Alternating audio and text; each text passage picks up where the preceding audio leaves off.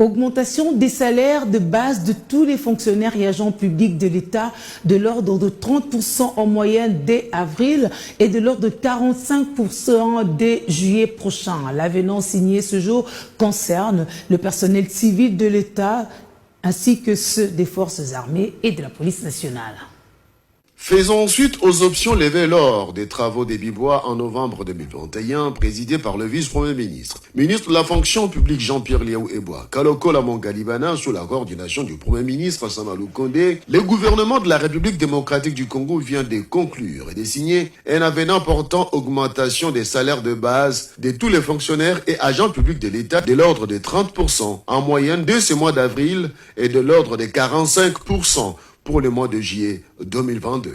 Cette mesure concerne les personnels civils de l'État et ceux des forces armées et de la police nationale congolaise. À partir de ce mois, le mois d'avril, le gouvernement de la République augmente les salaires de base de tous les fonctionnaires et agents publics de l'État, de l'ordre de 30% pour les deuxièmes trimestres et de l'ordre de plus ou moins 45% à partir du troisième trimestre. Il faut noter cette volonté du gouvernement, qui n'est pas une volonté de façade, qui est une vraie volonté, non seulement de soutenir les agents publics, leur pouvoir d'achat, mais aussi d'améliorer les conditions sociales des agents publics. C'est la volonté du président de la République, chef de l'État. Et le Premier ministre se démène à matérialiser cette volonté. Il faut noter qu'après les rabattements de l'IPER, impôt professionnel sur le revenu des 15 à 3% et la mécanisation de plus de 23 000 agents publics de l'État,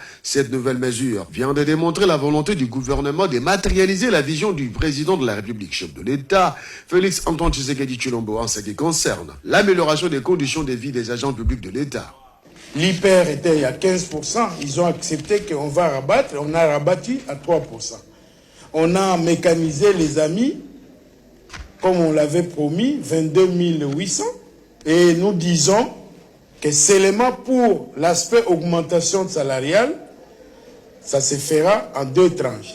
On a déjà appliqué une bonne partie déjà au mois d'avril et au mois de juillet, le gouvernement vient de nous donner toutes les garanties qu'il va compléter la petite partie qui reste. Depuis son avènement à la tête de la fonction publique, le vice-premier ministre, ministre de la fonction publique Jean-Pierre Liaou Eboua, Kaloko Lamongalibana, a pris des décisions et options importantes pour placer les fonctionnaires et agents publics de l'État dans les conditions optimales devant leur permettre de contribuer au développement de la nation congolaise. Ainsi matérialiser la vision du chef de l'État qui vise une administration publique au service du peuple, à la hauteur de la grandeur de la République démocratique du Congo.